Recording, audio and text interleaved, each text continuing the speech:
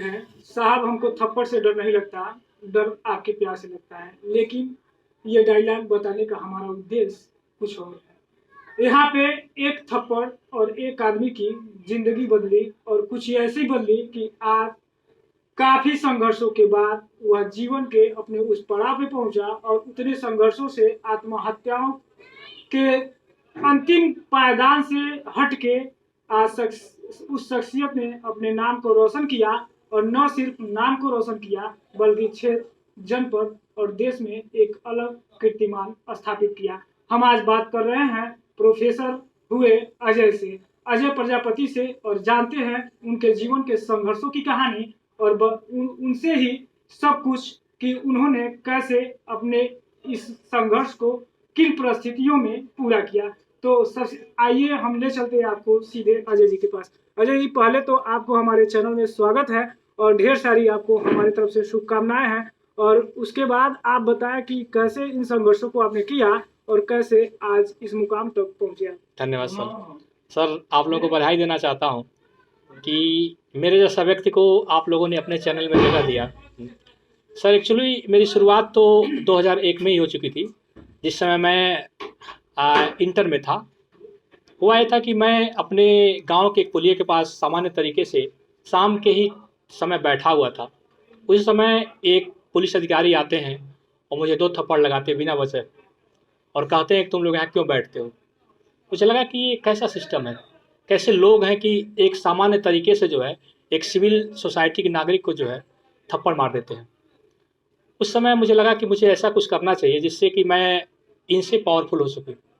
और फिर एक और घटना मेरे जीवन में घटी थी। मैं उसी साल जो है ग्रेजुएशन का पहला साल था, और मेरे घर में एक डिस्प्यूट था, और मेरी कोई वजह नहीं थी, कोई गलती नहीं थी, और मैं केवल थाने के बाहर सर अधिकारी महोदय से इतना ही कहा कि सर प्लीज़ आज मत कुछ कहिए, मेरे घर का कोई मेल नहीं है। इस पर मेरे माँ के सामने उन्होंने जो है भद्दी-भद्दी गालियाँ शुरू कर दी। उस समय से मुझे लगा कि मुझे एक अधिवक्ता के रूप में एक वकालत करनी चाहिए। और मैं जब 2005 में ग्रेजुएशन के बाद मैं शुरू में एलएलबी करना चाहा, और एलएलबी करने का उद्देश्य ही था केवल प्रैक्टिस करना, क्योंकि हमारे गांव का कोई परिवेश ही नहीं था कि मैं सोच सकूं कि मैं सिविल जज बन सकता हूं, या एपीओ बन सकता हूं, या असिस्टेंट प्रोफेसर बन सकता हूं। शुरुआत 2006 में हुई जब हम एलएलबी किए, एडमिशन लिए गोरखपुर विश्वविद्यालय में, और लास्ट तक फाइनल सेमेस्टर तक भी मुझे नहीं पता था कि मुझे नौकरी में जाना है। लेकिन छठे सेमेस्टर में कुछ मेरे दोस्त जो है बताया कि आप तो जज भी बन सकते हैं, एपीओ भी बन सकते हैं। उस दौरान मुझे लगा कि मुझे कुछ और बेहतर करना चाहिए। फिर मैं इलाहाबाद पहुंचा और प्रिपरेशन शुरू किया, लेकिन बहुत समय तक मेरा वो जोश बरकरार नहीं रख पाया, क्योंकि पता नहीं क्या हुआ, मेरे फैमिली में डिस्ट्रीब्यूशन हो गया और मैं अलग हो गया। मुझे अलग कर भी दिया गया, और कुछ भाइयों की दिक्कत रही होगी, मैं कभी सवाल नहीं किया। फिर वहीं से समस्याओं का दौर शुरू होता है और पैसे की परेशानियां शुरू हो जाती हैं। इस दौरान मैं देखा कि मुझे, और उसी दौरान मेरा 2014 में मेरा शादी भी हो गया था, और उधर से पैसे का भी अभाव, दूसरी ओर जो है एक शादी में भी जो प्रेशर होता है उसको भी मैं फील कर रहा था। तो पैसे की तंगी के लिए मैं अपने मित्रों को मैं बहुत धन्यवाद देना चाहता हूँ। एक केशव सिंह हैं जो मेरे साथ एलएलबी किए थे, और एक जितेंद्र यादव हैं जिन्होंने मुझे एलएलएम में एडमिशन के लिए मेरा सहयोग दिया था। साथ ही साथ और भी पैसे की दिक्कत होने लगी तो मैं अपना खेत बंधक रख दिया। लेकिन जब ज़्यादा और परेशानी होने लगी, मुझे अपना 6 डिसमिल खेत भी बेचना पड़ा। बेचने के बाद मैं 2014 में जब प्रयागराज में था, कुछ फैमिली क्राइसिस ऐसी बढ़ी कि जीने का मोह ही ख़त्म हो गया। लगा कि मुझे जीना नहीं चाहिए, और मैं पूरी तरह से सारी व्यवस्था कर लिया था, मतलब सुसाइड नोट्स भी लिखा था, और फिर जो है वो रस्सी उसी की व्यवस्था कर लिया था। लेकिन उसी समय मैं अपने मित्र जितेंद्र यादव को धन्यवाद देना चाहूँगा, जो इस समय आजमगढ़ में एडीजे के पद पर कार्यरत हैं। उन्होंने दरवाज़ा खटखटाया, मैं खोला और उनसे लिपट कर रोने लगा। उनको जब सारी समस्याएं बताया तो उन्होंने मुझे घर ले गया, और फिर 1 हफ्ता रखे, और दोबारा मेरा प्रिपरेशन में मन नहीं लग रहा था। फिर यह तय हुआ कि हमको एकेडमी में जाना चाहिए। उस समय भी मैं नहीं सोचता था कि मैं प्रोफेसर बन जाऊँगा। लेकिन उसके बाद जो है मैं बनारस हिंदू विश्वविद्यालय में जब मैं एलएलएम करने आया, सामान्य तरीके से एलएलएम कर रहा था, कुछ जो परेशानियाँ थी, जो दिक्कतें थी, वो ख़त्म होने लगी। लेकिन फिर भी तब भी मैं नहीं सोचता था कि मैं ऐसा बन पाऊँगा। लेकिन मैं आज अपने जीवन के स्क्रिप्ट राइटर आदरणीय डॉक्टर विजय कुमार सरोज का विशेष रूप से आग्रह धन्यवाद देना चाहूँगा कि उनके मनोबल और उनके विश्वास से जो है मैं यहाँ तक पहुँच पाया। फाइनली उन्होंने, जब मैं एलएलएम फाइनल कर रहा था, तो उन्होंने मुझे कहा कि अजय जी, आप प्रोफेसर के लिए ही बने हैं, आप जुडिशरी के लिए मेल नहीं खाते, और आपका स्वभाव ऐसा है, आपके जीवन का संघर्ष ऐसा है, हो सकता है कि बहुत सारे बच्चे आपके जीवन से प्रेरणा लें। और इस बार आप एलएलएम के फाइनल होते होते ही जो है आपको पैसे का अभाव भी है, तो आप जेआरएफ जूनियर रिसर्च फेलोशिप को आप ले लीजिए। काफ़ी कठिन परीक्षा होता है, इस विषय में सबसे टॉप क्लास के 1 रैंक वाले व्यक्तियों को ही जो है स्कॉलरशिप दी जाती है। इसमें 35,000 रुपया हमको 3 साल के लिए मिलता है जब जेआरएफ रहते हैं, और जब एसआरएफ होते हैं तो उसमें 40,000 रुपया मिलता है। तो सौभाग्य देखिए कि मैं मतलब मेहनत करता था और हमेशा उनका चेहरा याद आता था कि हमसे 10 साल 15 साल बड़ा व्यक्ति जो टीचिंग में उसका बहुत अनुभव है, वो मेरे जीवन के बारे में इतना सशक्त और इतना आशान्वित है कि मैं कुछ कर सकता हूँ। तो उन्होंने, उनकी प्रेरणा से मैं आत्मसात किया और लगातार मेहनत किया, 3-4 महीना लगातार यहाँ पे रहा और बिना किसी दबाव में घर भी नहीं गया, और हो गया मेरा। मैं उस समय जेआरएफ था, जब मेरा रिजल्ट आया, मैं इसमें इलाहाबाद में था, तो मुझे सूचित किया गया। मैं पहले अपने आदरणीय गुरु जी को धन्यवाद दिया और फिर आकर के सौभाग्य देखे कि मेरा वहाँ पे मतलब रिसर्च में हो गया। रिसर्च के दौरान भी इधर कोविड के दौरान कुछ समस्याएं आई, लेकिन यह तय हो चुका था उस समय कि मुझे असिस्टेंट प्रोफेसर ही बनना है। और इस परीक्षा में जो है, जो अभी 50वीं कहा जाएगा कि उच्चतर शिक्षा चयन आयोग की 50वीं एग्ज़ाम में जो है मैं 17वां रैंक लाया, और मेरा एडमिशन भी मुझे मनचाहा कॉलेज मिल गया, बुंदेलखंड डिग्री कॉलेज में। इस समय मैं 31 तारीख को जो है मैं अपना ज्वाइन किया और फिर घर आया हूँ। उसके बाद सोमवार से फिर मेरी अगली जर्नी शुरुआत होने वाली है। ऐसे में वो बच्चे जो संघर्षों में कहीं खो जाते हैं, सुसाइड भी कर लेते हैं, उनके लिए क्या कहेंगे आप? देखिए सर, मैं अपने जीवन से 3 चीज़ सीखा।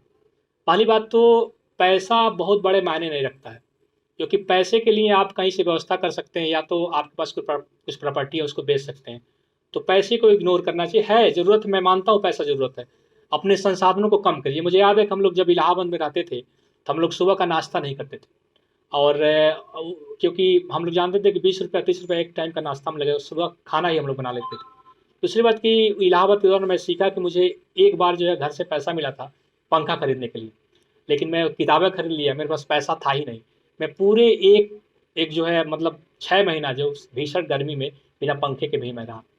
और यात्राओं के दौरान भी हम लोग बहुत सारी रियायतें करते थे, फिर कपड़ा पहनने के संदर्भ में भी हम लोग बहुत सारी रियायतें करते थे। तो इस रियायतों के चलते जो है पैसा बहुत बड़े मायने नहीं रखता है।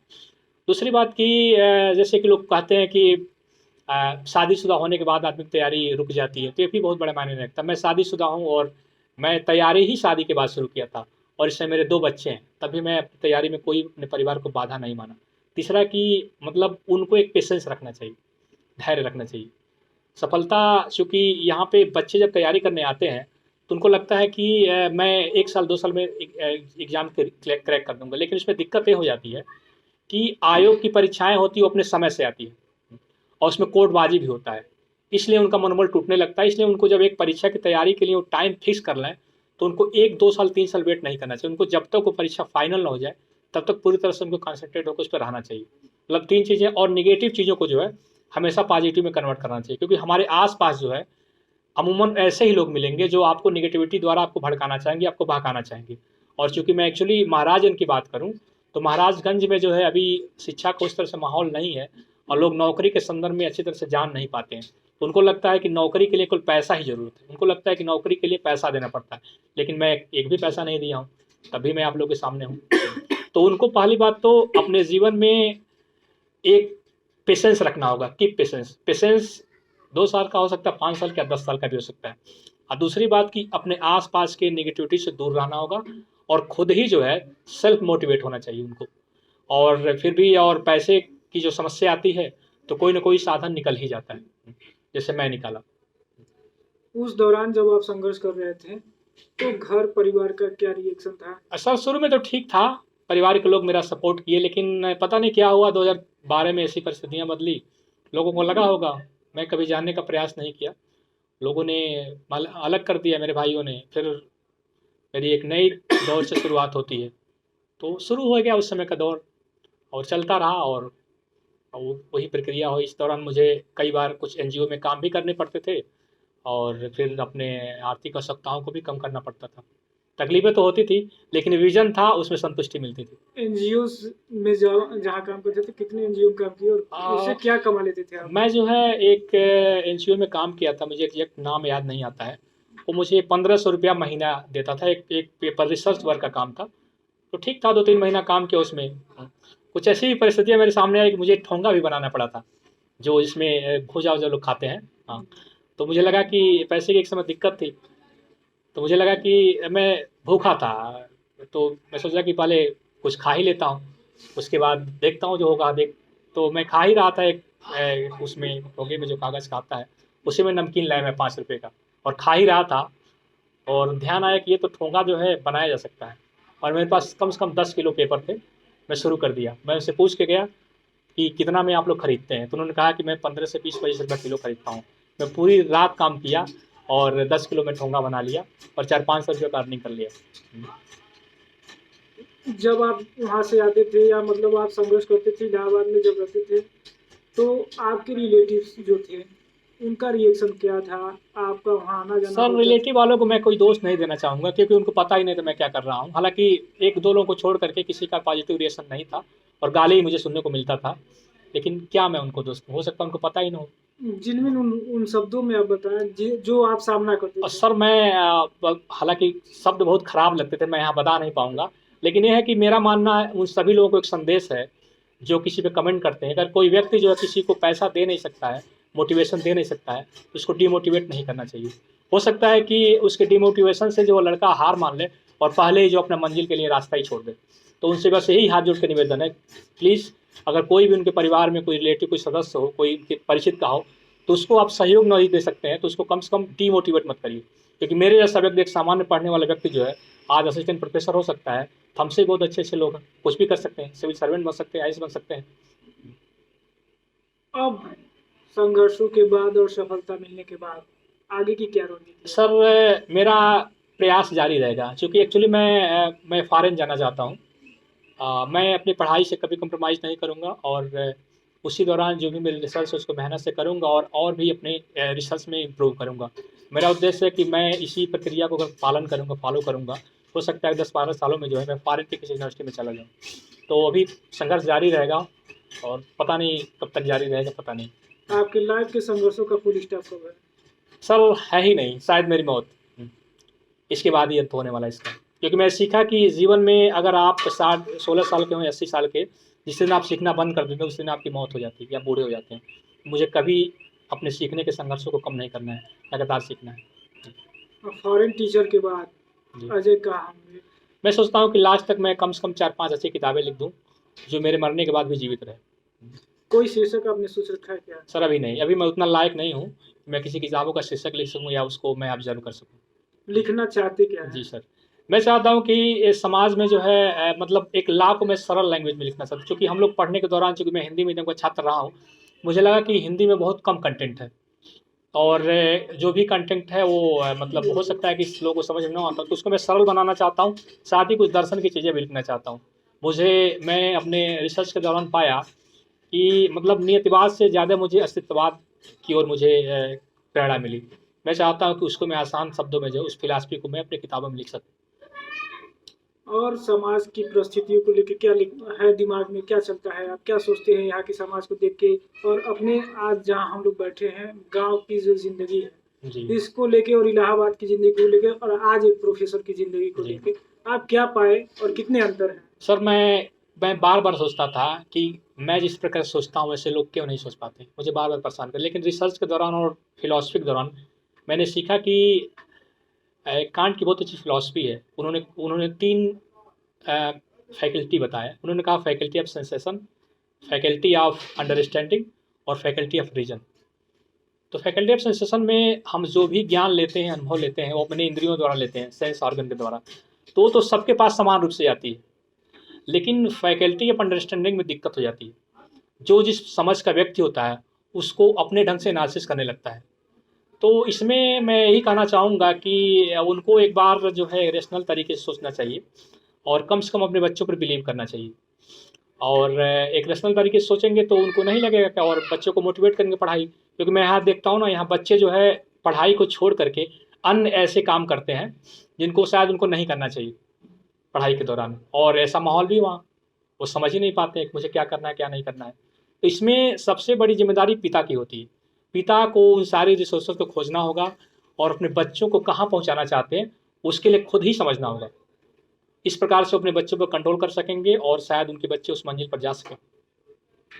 आप इस तरह के बच्चों के लिए जो परिस्थितियां आपने स्वयं भोगी है या जो देख रहे हैं आप, इलाहाबाद में ऐसे बहुत सारे आपको संघर्षी व्यक्ति मिलेंगे, बच्चे मिलेंगे जो कर रहे हैं, कुछ नहीं हो रहा है, छोड़ के भाग जा रहे हैं और बड़ी चीज़ें, उनके लिए क्या आपने कुछ सोचा? सर उनके लिए मेरी एक योजना है, मैं बात भी करने वाला हूँ। रवीश कुमार जो वो जो है प्राइम टाइम चलाते थे, वो एक बिहान कार्यक्रम चला रहे हैं भोजपुरी में जो है। मैं चाहता हूँ उनसे संपर्क करके मैं उनसे कहूँ कि सर अगर आप मुझे कुछ टाइम दें हफ्ते के लिए तो कुछ लीगल जानकारी भोजपुरी में उपलब्ध कराया जाए और साथ ही साथ कुछ मोटिवेशन की वीडियो भी डाला जाए, शायद बात हो जाए। तो अगर ऐसा स्वीकार करते हैं तो मैं उनके साथ काम करूँगा।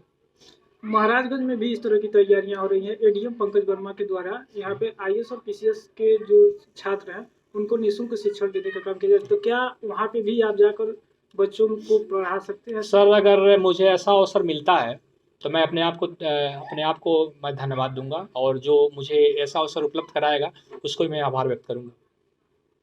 आगे अब जब आप सब कुछ पा चुके हैं, कैसा महसूस होता है? सर ठीक ठाक है, हाँ, और लगता है कि मुझे एक जीवन की एक दिशा मिल गई है। बस इतना ही लगता है कि मुझे जीवन में मुझे एक मीनिंग मैं तलाश लिया अपने लाइफ के लिए। उसके बाद डीमोनेटाइजेशन करने वाले लोग आज कैसे बिहेव करते हैं आपके साथ? सर उसमें तो बहुत सारे लोगों को दिक्कत थी, जो डिमोटिवेशन किए थे लोग। मतलब पूछना क्या चाहते थे? मैं ये पूछना चाहता हूँ कि मतलब आज उनका बिहेव क्या है आपको लेकर? सर नहीं जानता हूँ मैं क्या बिहेव है उनका, और मुझे इस पे कोई नफरत भी नहीं है और ना ही मुझे कोई ऐसी उनके पास फीलिंग भी है। मैं तो स्वीकार करता हूँ कि वो लोग मेरे पास आएंगे तो जो भी मुझे सहयोग देना रहेगा मैं उनको पूरी तरह सम्मान के साथ दूंगा। क्या आपको लगता है वो आपसे नजरें मिला के बात कर पाएंगे आज? पता नहीं सर, मैं नहीं जानता हूँ और शायद मिलाना चाहिए उनको। आप क्या कहेंगे उनके लिए?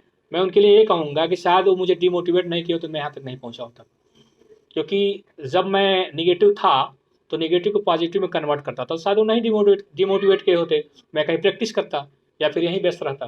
तो उनका तो मैं विशेष रूप से आभार व्यक्त करना चाहता हूँ। जो भी मुझे गाली दिए हैं, जो मुझे सनकी कहे हैं, चाहे जो मुझे मतलब ये कहते थे कि आप कुछ नहीं कर सकते हैं, शायद उन्हीं का योगदान है मैं यहाँ तक आ गया हूँ। लेकिन ये बात मैं उनसे कह नहीं सकता हूँ।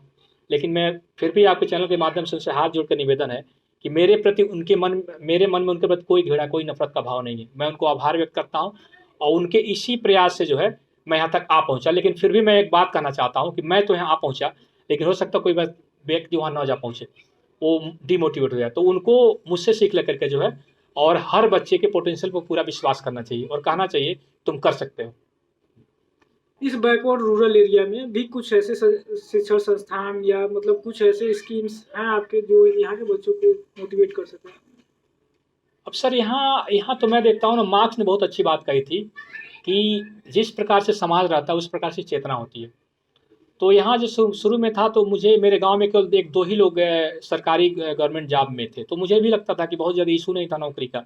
लगता था कि मैं भी शादीशुदा करके शादी होकर के फिर अपना फिर कोई काम किया जाए। तो मुझे लगता है कि अगर यहाँ हर गांव से 2 4 5 बच्चे अगर सरकारी जॉब में जाते हैं तो यहाँ के बच्चे सीखेंगे उनसे, क्योंकि उनसे सीख करके उनके सुविधाओं को देख करके उनके जो है मतलब एक बिहेव को देख करके उनके अंदर एक प्रेरणा आएगी। तो हम सभी आप पत्रकार बंधुओं से भी निवेदन है कि आप लोग का भी काम है किस प्रकार से जो आप लोग जो है हफ्ते में एक आध शो अपना रखिए जिसमें कुछ मोटिवेशन वीडियो डालिए, उनको रास्ता बताइए कि कैसे किस तरह से जो है अपने मतलब मंजिल पर पहुंचा जा सकता है। हम उम्मीद आप जैसे टीचरों से ही करते हैं कि वो लोग हमें बुलाएं और इस तरह के कार्यक्रमों को दें, क्योंकि आपका जो प्रेरणा स्रोत जिंदगी है वो हमारे ऑन कैमरे के माध्यम से अन्य लोगों के पास पहुंचती है और वो लोग ये चीज़ें सीखते हैं और इसको अपने जीवन में आत्मसात करते हैं। लेकिन उसके बाद अंतिम में आप पूरे वर्ड से क्या कहेंगे, एक कोट आपका? सर मेरा यही कहना है कि मुझे ये फूल विरासत में नहीं मिले हैं, कोई मेरा कांटों भरा बिस्तर नहीं देखा। और 14 साल जो मैं बिताया हूँ, हम लोग लॉ के छात्र हैं, 14 साल में इस कमरे का आधे कमरे में मैं रहा हूँ। और हमारी गवर्नमेंट जो है एक आजीवन कारावास को 14 साल में बदल सकती है। तो सोच सकते हैं कि मेरी एक तैयारी जो है पूरे एक आजीवन कारावास के बराबर थी। और मैं स्वयं अपनी स्वतंत्रताओं को रोक लिया था, जैसे पिक्चर नहीं देखना, पैसे के अभाव में बहुत सारे संसाधनों का उपयोग नहीं करना। तो फिर उनके हाथों में है, अगर चाहें तो उस कांटे को स्वीकार करें और फिर एक दिन उनको सफलता मिलेगी। तो आपने सुना, कहते हैं कि पंखों से कुछ नहीं होता, हौसलों से उड़ान मिलती है, मंजिल उन्हें ही मिलता है जिनके सपनों में जान होती है। कुछ ऐसी ही बातों से अपने फाइनल काउंटर में इन्होंने कोट दिया कि एक यातना भरी जिंदगी जीना होगा। 14 साल इस कमरे से आधे कमरे में मैं रहा और उसको एक तरह का जो फांसी की सजा है उससे कम की सजा है 14 साल हिंदुस्तान में। वो सजा को अगर कोई एक्सेप्ट करता है तो जरूर करे, ताकि उसको अपने जिंदगी की सफलता मिले। यूपी के जबलपुर महाराजगंज से मोहम्मद तारिक रिपोर्ट।